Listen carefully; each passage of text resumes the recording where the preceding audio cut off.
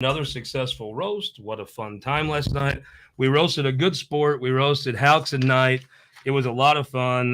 We discussed Dan's liver in depthly. We discussed Knight maybe not being able, he thinks 16 is 18. We had a lot of fun. So I think the best one, and I'm very excited. This is why I like to do this. Probably one of the fastest rising stars in the Republican Party. If you follow politics, but not intently, you may not have heard her name yet, but you're going to. Representative Cameron Parker from the Boot Heel and West Butler County District, right? Yes, sir. And so thank you for coming in here. Well, thanks for having me. So last night was fun. I always critique the joke tellers. I thought the Indian Outlaw Rocky Miller was funny because I love him. McKenna's good. He's always good. McKenna could roast this helmet and it'd be funny. I thought Carrie Engel was probably the funniest. Carrie, she just knows how to like twist that knife. She kind of told us, I watched this hearing. It was so funny to me. It was about something with trans. I guess in the House, you guys were like trans specialists. And Jamie Berger, who I adore, and Benny Cook is in this hearing, and they have bills that would harass transvestites somehow. I don't really know. And she's just giving them hell. And I mean, and you could tell both those guys just wanted to get out of there. And she kind of had her hair up and her glasses on. Probably like you do as a lawyer at a deposition. I mean, she came and she kind of had that same kind of vibe going last night. She was great. Casey was funny, mostly at my expense. Casey was very funny. She was very funny, and most of it was about me. And it's funny because it's true, most of them. But I thought it was a lot of fun. It's kind of nice to be able to set and tell a few jokes. Ashley Bax might have been the MVP. Brown, come up with this fake illness. He's probably going to say like COVID or some bull crap. I don't know. And so Ashley, on like 4 hours notice, comes in and was stellar. And she was so right. Now, the Soybean Association, by the way, props to Gary Wheeler, to Everett, Liz, Casey, Amber, everybody at Soybean. Dylan, thank you so much. We even have an addition here to the set that I got last night from the Soybean Association. Gary, thank you so much, buddy, for having us. We twisted around because it was raining. And normally there's a place in our events to hide in the back and drink and talk. So the political people always make it really loud. Not so much at the roast because it's funny. But this time, the way we twisted it and with the rain, everybody stayed compact. But Ashley had it down because she's usually one running her mouth in the back talking. She's like, if I put my hand up, just act like I'm really funny, and they'll not know, and they'll think I did well. And that's so right. And it worked. It is so right. Well, I tried it. It didn't work at all. But for Ashley, it worked like a charm. Right. She was great. Thank you, everybody, for coming out. It was a lot of fun. But I want to get into it is fundraiser Tuesday. Show me the money Tuesday. So Representative Parker has a fundraiser. So I want to get into it. So first year, what'd you think? I liked it. It was exciting, fast-paced, daunting. Not exactly what I expected, but still good. But if it was what you expected, right, you'd have to be like born into like Todd Richardson probably had some idea what this was because of his dad. Right. But even by the time he get your term limits, it had a cycle and it was different, but he had some clue. It's hard. I really think there's nothing that you can do that prepares you for this. Even being an attorney is a great way to prepare.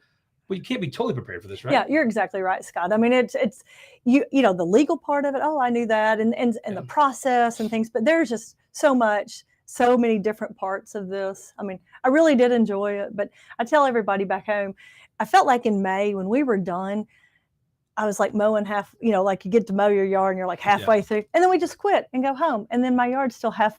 I felt like we had just a little bit more to do. And so I'm excited about next session. What did you not get done you want to do? Well, I mean, I think there were quite a few things that all the bills in general, we had so many things. I had a bill that I thought was going to get through. It's just a minor tweak on judicial processes. Which is a simple bill. Super simple, just changing and that didn't get done. And, I think, man, that should have gotten through. That was simple, but it didn't. So actually, personally speaking, that's what I felt I'd left undone. We got a little news to break here. About 10 minutes ago, John Patterson was elected Speaker Designee. Congratulations to now Speaker Designee Patterson. Yes. Tell folks a little bit about John Patterson. Yeah. John is a super nice guy. I mean, you can always go to him. You can talk to him at any time about anything. I think I could text him right now and say, hey, I need some. He would come and say, hey, what do you need? And talk to you and sit down. He actually gave a great speech this morning. Before what did you talk about? He did we voted today, so he had a little campaign speech for the vote, and it was just good. It was just. So how's it About- work? Who nominated? Representative Lane Roberts nominated. That's probably a good one, right? Kind of a little older, different part of the state. That's probably a good one. And so he nominated, gave like a 3-minute spiel, and then Patterson gave a 5-minute speech about, what he was trying to just work for a better Missouri, basically. And it was good. It was really good. To me, number one, I think people that were successful in their other fields, their professional field, there's a reason they were successful in that field, right? And use those same work ethic, honesty, just straight shooting. That usually transitions to be successful in politics too. Right. I found that a lot of folks, like Ron Richard was a successful businessman. He was successful in the House as Speaker. He was successful in the Senate. That work ethic is, and just how you carry yourself and what kind of guy you are. I think that transition. And John Patterson very successful in his profession, which is he's a surgeon. But I also think there's a quality he has. Like, House members, a lot of them, especially your more suburban ones, it's tough to get attention, right? Like in Kennett and in Southeast Missouri, you stand out as your state representative. There's not that many anymore. We've been losing, our districts have been getting bigger because we lost population. Right. But you're in the paper and people want you to come. If you're in the suburbs, it's a little harder to stick out just because there's a lot more going on and it's a more transient culture it's not as community based, right? And so they do. You hear reps and they're sometimes introducing bills that are a little bit outlandish, a little attention seeking. That is not him. He is a very serious person that does serious things, right. And I think that's it's a good trait to see. I've never seen him do one of those screwball bills just to get attention, right? I've seen he's just he never is too high, he's never too low. The guy's an even keel dude. I guess if you've got people cut open, you learn to control your emotions. You're right. Yeah, he's got kind of a calming effect. And he mentioned that today, like we've got a lot of personalities in our caucus, and that's true. And he does kind of have a unusual knack for kind of calming folks a little bit. I think he'll be I think he'll be effective. Oh, I do too. Because whatever he sets his head out to do, I just get a sense that, if he comes in and says, I'm gonna cut your arm off, I'm gonna sew it back on, it's gonna be better, I might believe he could do it, right? Right. And so I just think he'd have a plan for it. And, the arm would be sitting over on the table for a minute and then be back on. I just think he's that kind of guy. And I've always been impressed by him. I met him first with Connie Searpoy back in the day. We called him the upgrade to Mike when Mike ran for the Senate. And he's, of course, it's worked out just as Connie planned. It wasn't a significant upgrade from her husband. But I think I just feel like when he's in a room, he's got it together. Yes. And whatever you got going on, if he's leading it, I like your chances, right? Right. And to me, like your bill not getting done, it comes down to, I think, when you deal with the speaker is the one that has to walk over to the Senate or have them come to him. And at some point say, I watched Rod Jetton, the last speaker from our neck of the woods. I guess Steve was after, but Rob would have to say, okay, well, so you're not getting our stuff done, but you want us to get your stuff done. Which, of course, the House can pass a bill in about 3 minutes if it wants to. Right. There's rules, but not really. There are rules. Kind of. That you can throw away pretty much whenever you want to. And he's like, well, okay, I guess we're getting nothing. I'll see you guys in September. And this is like, whoa, hold on. And then you got to almost have your bluffing on the Senate to say, hey, yeah, I could pass all your bills, before breakfast, but I'm not gonna if you don't do ours. Right. And it's just, I think Patterson will be able to sit down with Cindy O'Loughlin and probably come to a pretty good agreement. And you'll have a new governor, depending on who that is. That could be, I saw, so Cindy O'Loughlin, she was not a roaster. She welcomed everyone, and it was freaking hilarious, as I knew it would be. Very good. Because Cindy just talking to you is almost like a roast, because what she says, she could say that you're a lousy son of a bitch. And the way she would say it, you'd just be endearing. You'd be like, gosh, I like her. So nice. Yeah. The way she talks is like she means it. And the way it's just straightforward. And I've known people like that. There was 2 lawyers back in Poplar Bluff. Steve Walsh and Danny Moore, right? And Steve Walsh is a tremendous attorney. But when he wants to say it, he'll give you a compliment. And you're like, that son of a bitch. I hate that guy. And Danny Moore can call you a lousy bastard. You'd be like, gosh, I like that guy. and the two of them, they used to do trials together. Right. And they were so good because Steve could turn on that personality that was like sugary sweet and you just hated him. And Dan could turn on that personality. He was just a loudmouth jerk and you just loved him. And watching those two do a case together to me was it was almost like a dance.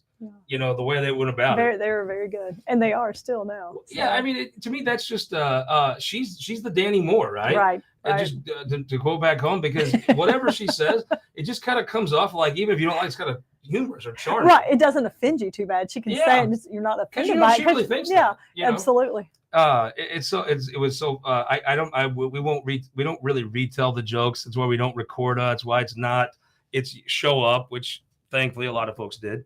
But in all seriousness, I think the two of them could be a formidable team. I mean, if you just kind of transpose it out, you know, if you have a Governor Eigel, that'll be interesting for me to watch. I don't know about for the rest of you, but it'll be interesting for me. A reckoning of Jeffs. I went to his event, by the way, Friday night in St. Charles. Yeah. There's actually a part of St. Charles that doesn't suck. There's two parts. Downtown by the river at that Frontier Park where they have Oktoberfest is really cool. Their downtown St. Charles is awesome. Mm-hmm. West of that's just not great, right? It's just a bunch of vinyl siding and just angry people driving little cars and drinking odd coffee. They drink out of straws up there. That's kind of strange to me. But if you drive north up to where there's an airport in north, where Bill Eigel had his deal, I would tell you, you know, again, it's been a long time since the senator from Laclede County actually ran and went from the state senate to the governor's mansion. Number one, I was shocked that there was a pretty part of St. Charles County. Defiance is pretty. I like Defiance. Right. But North St. Charles County is gorgeous. And I guess everywhere it flooded, they don't put cul-de-sacs. They leave fields and there's farms, and it is beautiful. So let me just made you think of home. Is that what you're thinking about? Is that pretty kind of? It is. Well, God's corn country is beautiful, right? It is. And there's a lot of corn where I'm from. But corn is a beautiful plant, and even when it starts to turn brown, it is, and just the way it's just green. And the bluffs on the river there, I bet that's gorgeous. It was just great. So we had it in this old airport hangar, and I'm telling you, Bill Eigel, if I had to guess whether they had 1,100 or 900, I guess 1,100 people. It was huge, and I mean, you couldn't have fit it. He did a great, Bill, I think, is the best speaker in the party, and I think he has some of the best interviews. I mean, because Bill just say crazy stuff, and he'll say it well. And Bill's a big guy and a boisterous, and he's a very good. I tell you, I text Lemke, that was one of the best events I've ever seen. It was really, really well done. And I tell you, if you were there, you would not dismiss his chances of being governor of Missouri. Now, Jay Ashcroft and Cindy O'Loughlin, that will be great for me to watch because it'll be very newsworthy. But for the rest of you, it could be interesting. And then Mike Kehoe, I mean, I always tell people, Kehoe's the guy. Like if the Soybean Association were caught on fire last night and Mike Kehoe just started telling us all what to do, we'd all just done it because it's just like the leader would step up and do it. And we'd all just, that's what, he looks like he knows what he's doing. It's an interesting race. I watched down in your neck of the woods, though. I think was it Bernie? He had an event. I think, Bernie, Stoddard County. And he's got Charlie Cruz, and obviously, that name, the legendary Farm Bureau president. I heard they raised like $100,000. Like the biggest fundraiser ever. But what was it, 2? I heard. So I heard 2, but I'm like, that can't be right. So there's no way. And then I kind of talked to his campaign people, and that event is amazing. That's like everyone in Stoddard County giving $50 or something. That's and I think it was like a lot of Southeast Missouri, not just Stoddard. I think it was Dunklin and Pembascott. Well, I was Stoddard out of Clinton because I think it was in Stoddard County. Yeah. Are you trying to pull it down to Dunklin County? Dunklin, and some of it was South Butler and some of Pembascott. Incredible. So next session, what are you going to work on? I don't know yet. I've got a couple of ideas, but I'm not positive yet. So you jumped right into the vice chair of professional registration. That's yes. When people think of House committee, think of the budget committee. Typically, is important. That's been a little that batting average has dipped a little bit the last few years, but professional registration, because of the volume of bills you can hear and pass. I mean, you can put a lot of things in play. I think that's probably the second most important House committee because you can go out and people don't think about all the hundreds of professions and little tweaks. And it's not really like, sometimes it's not even like, oh, I want this group to do this. It's like what the chiropractors always fight with the PTs about what part of your back you can do what to. Right. Sometimes it's not that. It's just little fixes that make sense, especially with technology in all fields. And so you could move a lot of legislation through there and pass it through the floor because it's the House and have it sitting there to put in the omnibus in the Senate. It's a big committee, right? Right. It is. So Patterson will be the speaker. You got a big floor leader race.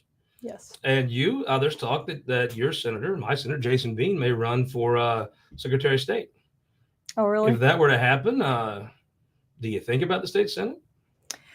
I haven't thought about the state Senate. I mean, if that happens, I would have to think about it. Yeah. But I mean, I'm only in my first year of my first term, and I know you have to be here and be ready to go. But I mean, well, it's an interesting thing, though. I mean, you could serve 8 years in the House. Congressman Burleson sat out 2 years after his House term before he ran for the Senate. 2 years is not a long time to sit out. No, it's not. And lots of people have done their House term and had a gap in there, and then ran for the state Senate. So I mean, it's not as though if you were in your third term, it'd be like, okay, I'm going to do this. Probably wouldn't even be if this is open up. Right. It may not be a question at all. But I mean, we're just barely getting into it. So I'm like barely getting my feet wet, and then. So back home, you're a lawyer. Yes. It's interesting to come from the part of the state you come from. There's the part of the state you're from, a little bit of that Lead Belt area, a little bit of that kind of Saline County to Warrensburg. They're Republican now, very Republican, but they're a little newer at it. And the percentages before Trump, it wasn't 80-20. Like in Butler County, I think even like John McCain got 9% of the vote or something. Right. Trump has made that more, but it's not a place. I mean, everyone has a family member that was a Democrat, like not very long ago. Right. Absolutely. And some of them maybe still kind of. Oh, yeah. They love Trump, but I mean, they might still. Right. But yeah, there's a lot of old Democrats in Southeast Missouri. I mean, I can think of numerous people that are Democrats today. And I got to thank real quick, my buddy. This is a terrific Kretschmar Stein, beautiful Stein. It's Oktoberfest season coming up. It's after veto session. Then you start thinking about Oktoberfest. Old Judge Buddy from down in Southern Missouri gave this to me. I'm very grateful. Thank you, sir. I will treasure this, and we'll have a couple more minutes with the representative here. So walk through, you get your piece of legislation. I guess as simple as everyone says, there's a simple bill. You get through the House. Right. So you go over the Senate. How's that work for you? I had a good experience this last session. I mean, it went through the committee fairly clean, fairly quickly, and then it just got loaded up. Mm-hmm. And so, but no, I mean, last session it was good. So how'd it work? Who'd you go talk to? How'd you put together? So I went to talk to Senator Lutemeyer. Yeah. And so I went over and talked to him or his LA chief of staff. Done, yeah, he did. Well, and Brad is just on 67. He's a very down guy. Yeah, and so it went over, was the first freshman bill out of the House. So it was kind of a big deal. Nice. Yeah. And so I thought, ooh, we're rolling. Yeah. And then it kind of, just the wheels fell off at the end. It was so funny. At the end of session, Senator O'Loughlin had tried to explain to Senator Eigel, that, this bill doesn't work and doesn't have the votes. And he was pretty much, if you don't pass my bill, I'm going to stop everything. And so it was so funny. There was 2 or 3 bills that were very non-controversial. They passed 30-4 or whatever, right. Probably if they got voted on. And it just so happened the time that he was told, okay, this can't happen, that's when it was done. And so these other bills, if they'd have waited 5 minutes, 10 minutes, these pieces go. But the way the Senate goes, which I would say you've done this once in an election year, probably the volume of bills doesn't grow next year, right? Right. Well, that's what I've been told. So I don't know. I've never, like I said, first year, but I've been told that everything will slow down. Well, how interesting is it before you go, and the representative does have to go, when you start talking about like a landfill bill, like you're running for office, talking about guns and abortion, taxes, farming, things we talk about back home. Right. This landfill, what is I guess it's Kansas City from. My aunt and uncle lived in Independence. It's like 7 hours of drive there. Right. So a 7-hour drive away. None of your constituents give a damn. No beer can they throw away in Peach Orchard is ever going to be in this landfill. And you got everybody in the Capitol coming to you on this. It's interesting how that stuff just sweeps you up, right? Oh, it is. Yeah, I have a constituent that told me not too long ago, we were talking about the landfill, and I was mentioning that. And he said, I can get to Auburn, Alabama quicker than I can get to Kansas City from Missouri, from my home in South. And you don't even think about that. Like in Missouri, you don't think. I bet you from Zenith, you could get to the Gulf of Mexico faster than you could get to Turkey. At least, New Orleans for sure. Yeah, absolutely. Yeah. And so how do you process something that you just don't care about? Nobody that you represent cares about. Yeah. It's to me, and you got property rights. Like my buddy Ryan Johnson, who I absolutely love. I talk to him. I talk up like this. He's like 8 feet tall. He would talk about property rights. He's kind of a hardcore conservative guy, but then he wants to not build a landfill. And so he's property rights, he would argue, is different in this case. And all that. Right. But I mean, it's a tough thing. Normally, I'd say if you don't sell your property to landfill, well, who the hell are you to tell me I can't? but I get it. If you owned a house with a landfill, you'd be pretty pissed off. Right. So it's an Right. interesting. How do you process stuff like So that? I think anything that comes across, I mean, I think we have to look at it case by case, just like in the legal profession. Yeah. You look at it case by case, and then you say, you know what, how's this going to help Missouri? How's this going to help? Is this going to hurt my constituents? Is it going to hurt Missouri? Is it going to help Missouri? You know, I mean, I think you have to look at each and everything like that. And that's what I try to do. I mean, sometimes it's hard because, like you said, sometimes this is not in my backyard. It is 7 or 8 hours away from me. So, Well, we're going to go a little short today. I've been told by reliable sources I trust these are too long. So luckily the representative has put a time limit on this. So we're actually going to be a better video. Thank you so much. Thank you. And I hope as opportunities arise or present themselves, you'll come back here and visit with us here on the show and on the television show. And best of luck. Our state, our area back home needs somebody that knows how to make things happen. So thank you for the time. I appreciate it. thank you. I appreciate you. As always, United Fiber, great stuff. Look at this. Look at this co-op gift. Look at that. Oh, wow. I know. I'm telling That's awesome. you. Your co-op, you have to take that and show them. I will. And if you have a constituent coming up, where do you have them stay? There's only one hotel, right? Right. Absolutely. Where would that be? Courtyard Marriott. Yeah, I mean, just don't do yourself right. Don't look JV. You probably can't get in tonight or tomorrow night, but come back up. If you ask me the representative when she's up here, look legit, look sharp. Courtyard by Marriott. Thank you guys, and we will see. We're gonna come back here tomorrow morning and do one of these before session goes in here on This Week in Missouri Politics.